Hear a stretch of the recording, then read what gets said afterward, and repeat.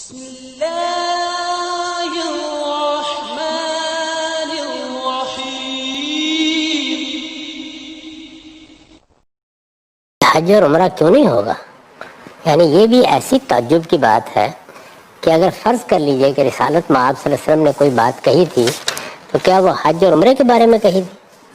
یعنی اس زمانے میں قافلے چلتے تھے، لوگوں کو کئی دن تک راتوں میں پڑاؤ کرنا پڑتا تھا، تو یہ تلقین کی گئی کہ کسی خاتون کی عزت خطرے میں نہ پڑ جائے، وہ اپنے کسی محرم کو ساتھ لے کے جایا کرے۔ آج نہ وہ سفر رہے نہ وہ حالات رہے، اب اس پابندی کی کیا ضرورت ہے؟ اور فرض کیجئے کہا تھا تو ہر سفر کے بارے میں کہا تھا۔ اب یہاں ہوتا کیا ہے کہ بعض ایئر ہوسٹ سے ساری دنیا میں سفر کرتی پھرتی ہیں، جیسے ہی حج اور عمرے کا موقع آتا ہے تو محرم کی ضرورت پڑ جاتی ہے۔ اصل بات یہ ہے کہ عورتوں کو اپنی عزت، اپنے وقار کا ہر حال میں خیال رکھنا چاہیے، اپنے آپ کو کبھی موضع تہمت نہیں بننے دینا چاہیے۔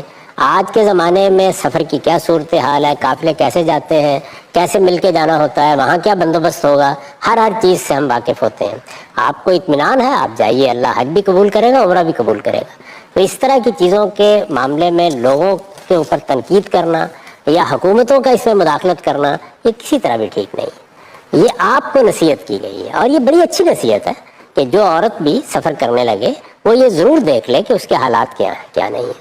تو آج کے زمانے میں یہ چیزیں ختم ہو گئیں۔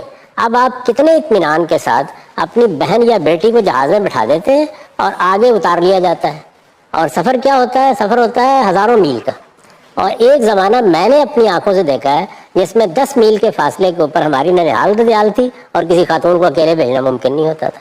تو یہ دیکھنا چاہیے کہ بات کس موقع پر کہی گئی ہے، کس سیاق میں کہی گئی ہے۔ یہ اللہ تعالیٰ نے نہیں فرمائی، یہ قرآن میں نہیں ہے، یہ رسالت مآب صلی اللہ علیہ وسلم نے اپنے زمانے کی صورتحال کے لحاظ سے بڑی عمدہ نصیحت کی خواتین کو۔ اس کے اندر جو میسج ہے وہ سامنے رکھنا چاہیے۔